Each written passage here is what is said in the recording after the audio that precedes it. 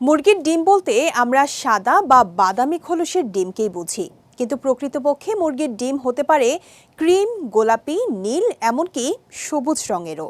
কিছু ডিমে আবার খোলসে দাগও দেখা যায়। কিন্তু মুরগির ডিমের এমন বৈচিত্র্যের কারণ কি? বিস্তারিত থাকছে সৈয়দ নওশাদের ডেস্ক রিপোর্টে। ডিম আগে না মুরগি আগে, এই প্রশ্নের উত্তর নিয়ে আলোচনা সমালোচনা চলতেই থাকবে।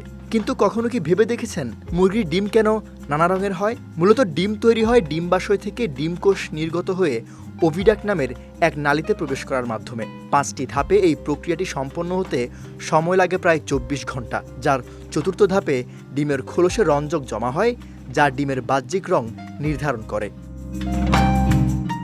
Texas A&M university college of agriculture and life সায়েন্সের পোলট্রি বিশেষজ্ঞ গ্রেগরি আর্চার জানান, ডিমের রং নির্ভর করে মুরগির জিনগত বৈশিষ্ট্যের উপর।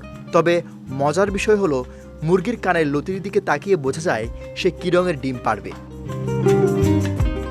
এই বিশেষজ্ঞ জানান, সাধারণভাবে সাদা কানের লতির মুরগি সাদা ডিম পারে, কারণ সব ডিমই শুরুতে সাদা থাকে, কারণ খোলস তৈরি হয় ক্যালসিয়াম কার্বনেট দিয়ে। পরে মুরগির জিন থেকে নির্গত রঞ্জক পদার্থ খোলসে জমা হয়ে ডিমের রং তৈরি করে। সাদা কানের লতির পাশাপাশি যেসব মুরগির পালক সাদা, তারা সাধারণত সাদা ডিম পারে, আর গাঢ় কানের লতি ও পালকলা মুরগিরা রঙিন ডিম পারে।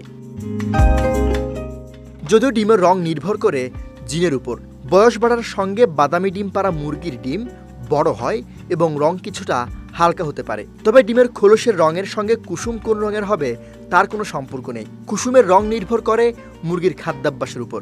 যারা হলুদ কমলা রঙের উদ্ভিদ খায় তাদের কুসুম হয় গাঢ় কমলা, আর যারা শস্যজাত খাবার খায় তাদের কুসুম হয় হালকা হলুদ। সৈয়দ নওশাদ, বিজয় টিভি নিউজ ডেস্ক।